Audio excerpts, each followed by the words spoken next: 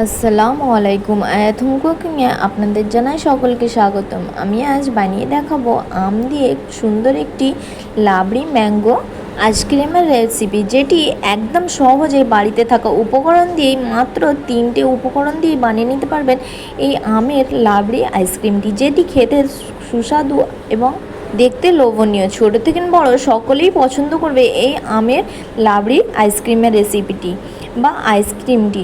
এটি বানিয়ে ফ্রিজে স্টোর করে রেখে দিতে পারবেন 7 থেকে 8 দিন। এটি বানানো খুবই সহজ, অল্প সময়ের মধ্যেই বাড়িতে বানিয়ে নিন এই গরমে প্রাণ জুড়ানোর জন্য ঠান্ডা ঠান্ডা এই ম্যাঙ্গো আইসক্রিমটি। তবে কিছু টিপস অ্যান্ড ট্রিক্স থাকবে, যেটি অবশ্যই আপনাদেরকে ফলো করতে হবে, নাহলে আইসক্রিমটি সম্পূর্ণ ভালোভাবে হবে না। তবে চলো রেসিপিটি শুরু করা যাক। রেসিপিটি শুরু করার আগে অনুরোধ জানাই, রেসিপিটি ভালো লাগলে প্লিজ লাইক কমেন্ট শেয়ার করে যাবেন। যারা আমার চ্যানেলে নতুন, চ্যানেলটিকে সাবস্ক্রাইব করে পাশে থাকার জন্য অনুরোধ জানাই। এখানে আমি 3টি আম নিয়ে নিয়েছি। আমগুলোকে ভালোভাবে ধুয়ে খোসা ছাড়িয়ে নিয়ে এবার মিক্সি জারের মধ্যে আমের পাল্পগুলো নিয়ে নিচ্ছি। এখানে একটি ছোট টিপস দিই, আমগুলো যখন নেবেন অবশ্যই মিষ্টি হতে হবে আর কালারটা যেন সুন্দরভাবে হলদে হয়ে থাকে এমন আম নিতে হবে। এখানে আপনারা যে কোনো আম নিয়ে নিতে পারেন, তবে আমটা নেওয়ার আগে দেখতে হবে যে আমটা যেন মিষ্টি থাকে, টক ভাবটা একদমই না থাকে, আর আমের মধ্যে কোনো রকম চোঁচ না থাকে, তাহলে দেখতেও ভালো লাগবে না, খেতেও ভালো লাগবে। সবগুলো পাল্প নিয়ে নিচ্ছি আমি 3টে আমের। এবার একটি মিক্সি জারের মধ্যে সম্পূর্ণ একটা ফাইন পেস্ট বানিয়ে নিতে হবে, কোনো দানা দানা না থাকে বা কোনো গোটা গোটা না থাকে। এবার এটি সাইডে রেখে দিচ্ছি। অন্যদিকে চলে যাচ্ছি চুলার দিকে। চুলাতে আমি 1 লিটার পরিমাণ দুধ বসিয়ে রেখেছিলাম, সুন্দরভাবে জাল করে নেব। এখানে ফুল ফ্যাট মিল্কটা নেওয়ার চেষ্টা করবেন, তাতে রেসিপিটি ভালো হবে। তবে এখানে আপনারা চাইলে গরুর দুধটাও ইউজ করে নিতে পারেন।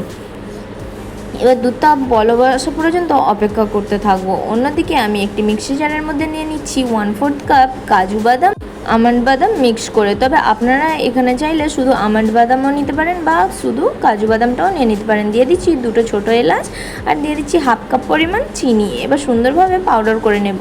দুধটা সুন্দরভাবে বলক উঠে আসলে এবার অল্প অল্প করে আমি ওই পাউডারটা বা বাদাম যে চিনির পাউডারটা বানিয়ে রেখেছিলাম সেটি দিতে থাকবো আর মিক্স করতে থাকবো। এটি এক হাতে মিক্স করতে হবে আর দিতে হবে, একবারই দিয়ে দেবো না, তাহলে ডেলা পেকে যেতে পারে। আমি এখানে 3 থেকে 4 বার দিয়ে দেব, দিয়ে অনবরত নাড়তে থাকবো। এবার অনবরত নাড়তে হবে, গ্যাসের ফ্লেমটা লোতে রেখে অনবরত নেড়ে চেড়ে ঘন হয়ে আসা পর্যন্ত অপেক্ষা করতে থাকবো আর অনবরত নাড়তে থাকবো। এখানে দেখে নিশ্চয়ই বুঝতে পারছেন দুধটা কমে অনেকটা গাঢ় হয়ে এসেছে বা দুধের পরিমাণটা অর্ধেক হয়ে এসেছে। এখানে 1 লিটার পরিমাণ দুধ নিয়েছি, 1/2 লিটার পরিমাণ হয়ে গেছে, দেখে নিশ্চয়ই বুঝতে পারছেন। এবার আমি গ্যাসের ফ্লেমটা বন্ধ করে দেব। গ্যাসের ফ্লেমটা বন্ধ করে কড়াটা নামিয়ে নেব। এবার দুধটা ঠান্ডা করে নেব। দুধটা রুম টেম্পারেচারে আসা পর্যন্ত অপেক্ষা করতে হবে বা ঠান্ডা করে নিতে হবে।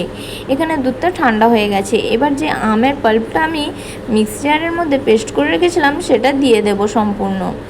এখানে সম্পূর্ণ আমের পাল্পটা দিয়ে দিতে হবে। এবার আমের পাল্পটা দুধের মধ্যে সুন্দরভাবে মিক্স করে নিতে হবে, যাতে কোনো দানা দানা বা কোনো লাম্পস না থাকে। এখানে আমি হ্যান্ড উইক্সের সাহায্যে মিক্স করে নিচ্ছি। আপনারা চাইলে বিটারের সাহায্যেও বিট করে নিতে পারেন, তবে বিটারের সাহায্যে কোনো প্রয়োজন নাই।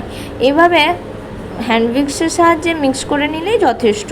এখানে আমার মিক্স করা হয়ে গেছে। এবার আমি একটি টিফিন নিয়েছি বা একটি কন্টেনার নিয়েছি। এটি আমি মার্কেট থেকে যে আইসক্রিমগুলো হয় সেই আইসক্রিমের টিফিনটা নিয়েছি। তবে আপনারা যে কোনো কন্টেনার বা এয়ারটাইট কন্টেনার বলেন বা টিফিন বলেন, তার মধ্যে এটি স্টোর করে জমিয়ে নিতে পারেন।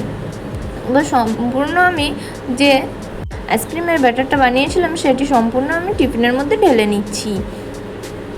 এখানে আপনারা চাইলে ওপর থেকে একটু কাজু, পেস্তা, কেশারও দিয়ে দিতে পারেন ডেকোরেটের জন্য, তবে এখানে আমি আর কিছু দিলাম না। এবার ওপর থেকে আমি একটি ফয়েল পেপার নিয়ে ওপরটা সিল করে দিচ্ছি, যাতে ওপরটা বরফ না জমে আসে।